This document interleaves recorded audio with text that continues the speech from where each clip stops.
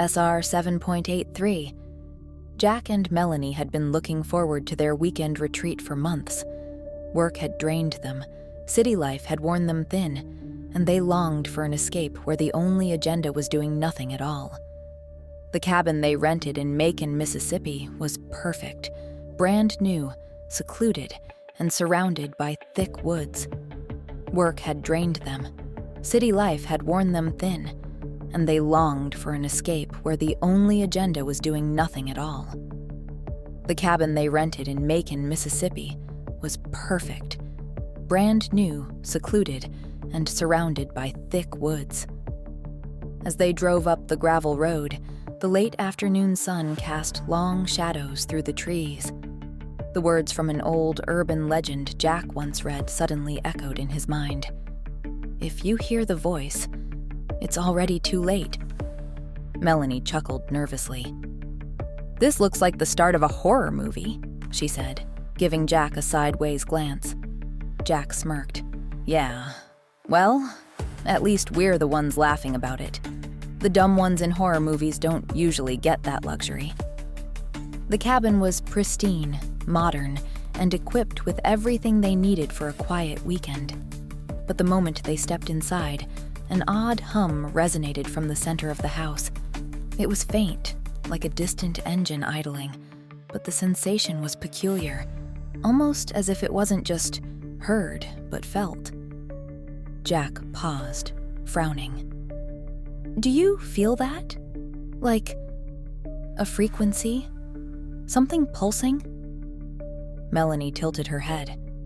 Yeah, like being underwater for a second. Probably the AC, Jack muttered, shrugging it off, though something about it gnawed at him. Eager to explore, they decided to take a walk into the woods behind the cabin. The trees stood tall and close together, their dense branches forming a tunnel that led them to an unexpected discovery, a graveyard. The headstones were old, covered in moss and tilted by time. The latest burial was from 1932.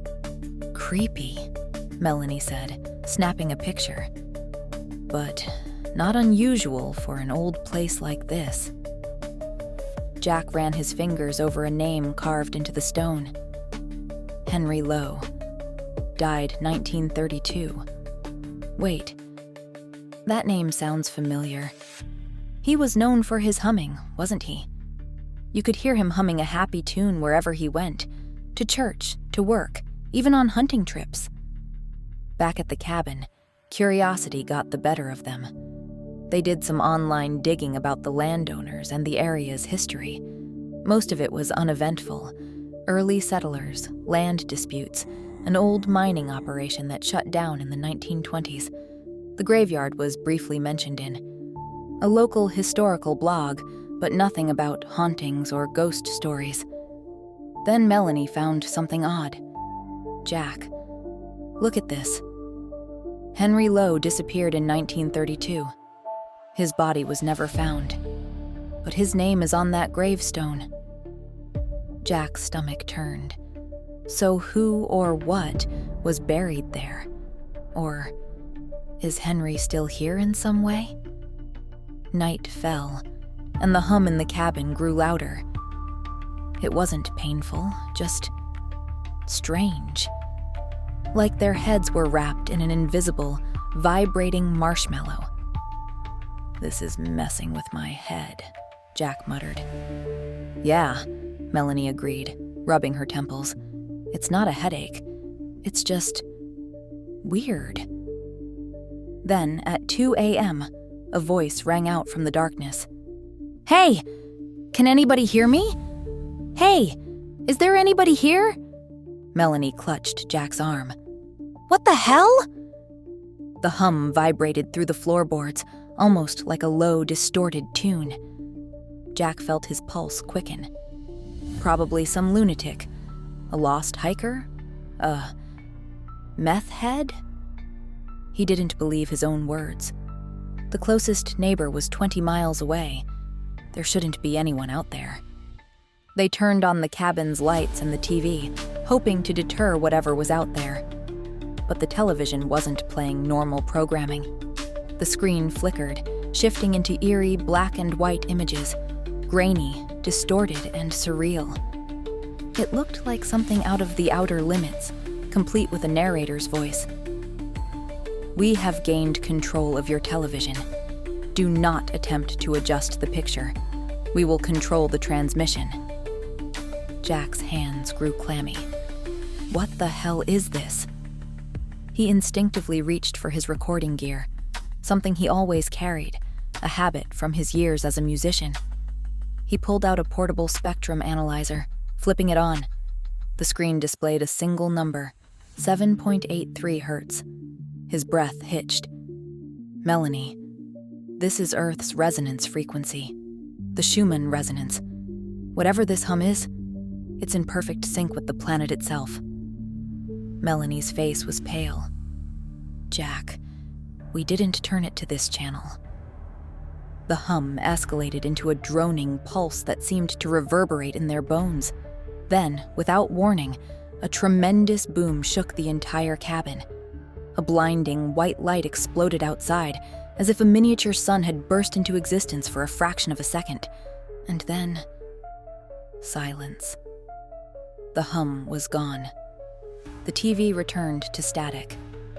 The night was still. Jack and Melanie sat frozen, staring at each other, waiting for something, anything, to explain what just happened. Morning came. They packed up, abandoning their weekend retreat. Whatever had happened that night, they wanted no part of it. A week later, Jack couldn't shake the feeling that something had followed them back. He searched online for anything resembling their experience, and then he found it. A conspiracy forum, a thread titled "Trapped Inside a Video Game, the Macon Incident." The posts described the exact same thing: the hum, the distorted reality, the voice in the night. One user claimed that the hum wasn't just an anomaly, it resonated with the nature of old Henry Lowe. A man known for his constant humming, his presence was like a low, content tune wherever he went. But in the cabin, in the portal, that hum had become something else. Something intertwined with the fundamental frequency of reality itself. His habit of humming had become something more, something embedded into the very fabric of the place.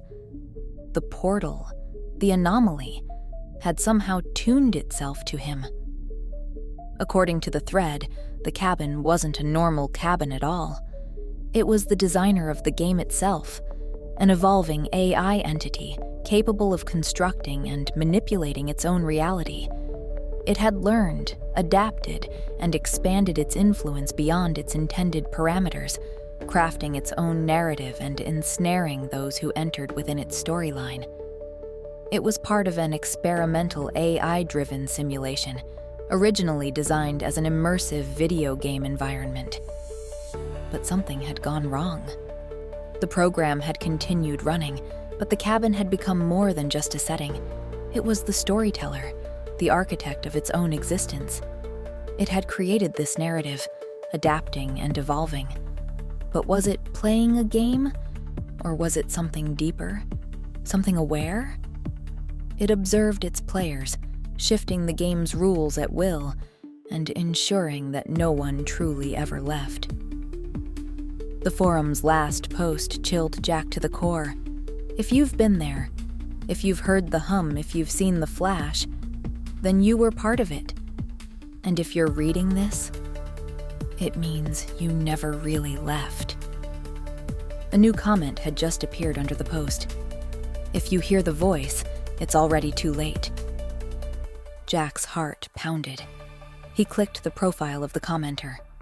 No posts, no history. Just a single line in the bio. The game remembers. Henry Lowe, 1932. If you hear the voice, it's already too late. Jack's heart pounded. He clicked the profile of the commenter. No posts, no history. Just a single line in the bio. The game remembers. Henry Lowe, 1932.